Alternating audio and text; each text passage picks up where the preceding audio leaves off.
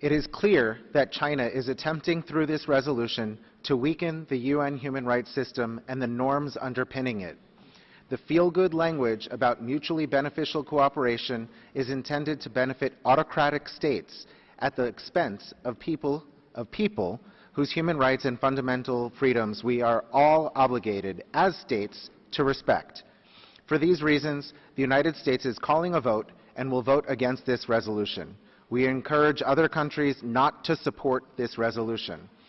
The United States is committed to defending human rights frameworks at the United Nations. We will not participate in attempts to weaken states' obligations and commitments to respect human rights and fundamental freedoms, or to subordinate them to other aims, such as those related to development or trade. The Human Rights Council was founded in light of the purposes and principles contained in the Charter of the United Nations, including promoting and encouraging respect for human rights and fundamental freedoms for all. With this resolution, however, the Chinese sponsors have turned the word respect on its head and demanded that governments be respected. A call for governments that abuse their own citizens' rights to be respected has no place in a forum dedicated to respecting and protecting the human rights and fundamental freedoms of the individual.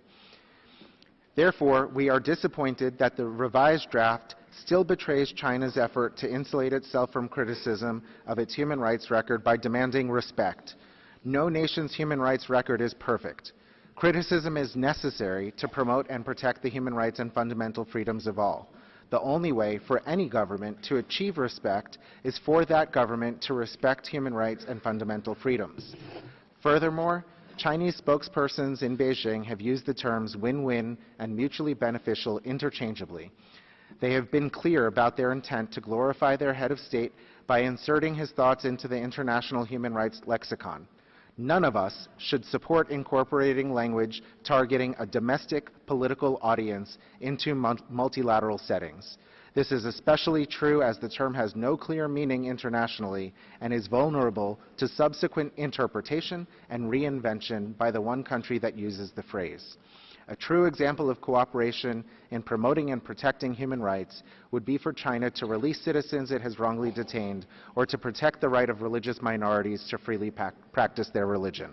Thank you.